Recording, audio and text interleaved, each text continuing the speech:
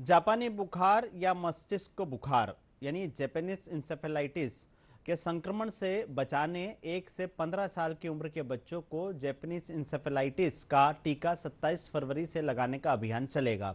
स्वास्थ्य विभाग ने राजधानी में 9 लाख बच्चों को सिंगल डोज लगाए जाने का लक्ष्य तय किया है। इसके लिए स्वास्थ्य विभाग ने सभी तैयारियां भी पूर्ण कर ली है। इसको लेकर संचालक टीकाकरण राष्ट्रीय स्वास्थ्य मिशन डॉक्टर संतोष शुक्ला से बात की हमारे सहयोगी आदित्य श्रीवास्तव ने। दिमागी बुखार के मामले मध्य प्रदेश में बढ़ रहे हैं। करीब 200 केसेस जो है पूरे मध्य प्रदेश में अब तक आ चुके हैं और अब सरकार ने ये तय किया है कि वैक्सीनेशन किया जाएगा। आखिर ये बुखार किस तरीके का है और कैसे ये पूरा टीकाकरण का ये पूरा चरण चलेगा? संतोष शुक्ला जी हमारे साथ मौजूद हैं, राज्य टीकाकरण अधिकारी हैं मध्य प्रदेश के। सर, सबसे पहले तो ये बताइए, बड़ी चर्चाएं इस समय इस दिमागी बुखार की हैं, किस तरीके का ये बुखार है और कैसे ये असर कर रहा है? देखिए, ये बच्चों में होने वाली एक बीमारी है, जानलेवा बीमारी है। सबसे पहले जापान में ही हुआ था, इसलिए इसका नाम जापानीज इंसेफेलाइटिस रोग रखा गया। 2005 से हमारे देश में इसने सिर उठाया। गोरखपुर एक सिटी थी उत्तर प्रदेश की, जहां लगभग 1600 मौतें हुई थी बच्चों में, हाहाकार मच गया था। और पिछले 10 सालों में 10 राज्यों में कम से कम 1500 डेथ हो गई हैं। एक ऐसा वायरस है जो लाइलाज है और इसके लिए एक बहुत कारगर वैक्सीन है जिसका नाम है जेई वैक्सीन, और उसका उपयोग लाखों बच्चों में हो चुका है पूरे देश के। हमारे प्रदेश में ये प्रथम चरण में हमने 2 जिले लिए थे, विदिशा और रायसेन, जहां 3 लाख बच्चों को हमने टीकाकरण करके सुरक्षा पहुंचाई।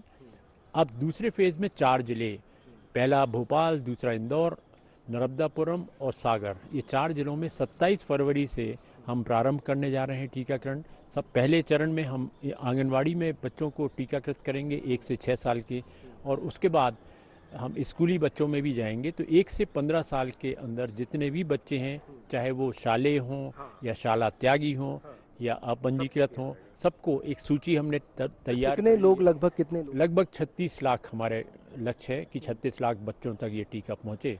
तो आपके इस प्रोग्राम के माध्यम से मैं यही अपील करना चाहता हूं जन जन से, जिस प्रकार आपने कोविड वैक्सीनेशन प्रोग्राम में अभूतपूर्व सहयोग दिया था और हमने उस बीमारी को नियंत्रण करके भी दिखाया था, तो एक ऐसी बीमारी जिसने अभी पदार्पण किया हमारे प्रदेश में, और उसको हम रोक सकते हैं। मानसून वाली बीमारी है, एक मच्छर क्यूलेक्स है, उसके माध्यम से काटने से होता है। सर्दी होती है, काफ़ी तेज बुखार आता है, बॉडी एक होती है और साथ में बेहोश हो जाता है बच्चा और कोमा में चला जाता है। तो ऐसी बीमारी जो लाइलाज टाइप की है, ऐसी बीमारी जो जानलेवा है, और ऐसी बीमारी जो मानसिक विकलांगता बच्चों को छोड़ जाती है, तो उसको बचाव के लिए हमें खुद आगे आना है।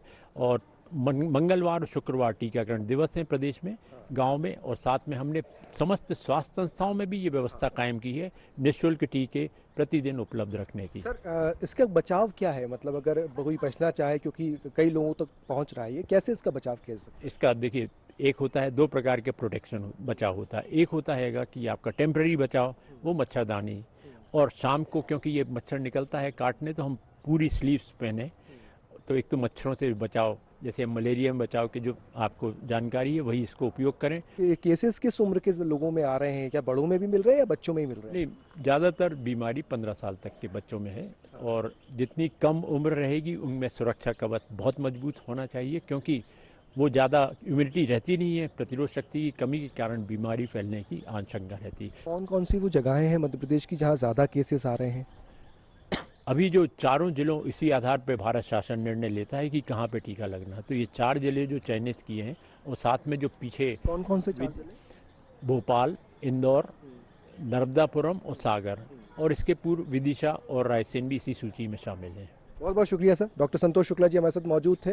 दिमागी बुखार बहुत ज़्यादा फैल रहा है एक तरीके से अगर देखें तो, उसके बचाव के लिए अब सरकार 27 तारीख से टीकाकरण भी करने जा रही है, और बचाव यही है कि मच्छरदानी का उपयोग आप कर सकते हैं, और जैसे मच्छरों से कैसे बचा जा सके इस बात का ख्याल रखा जाना चाहिए। कैमरामैन गौरव के साथ आदित्य श्रीवास्तव, DD न्यूज़, भोपाल।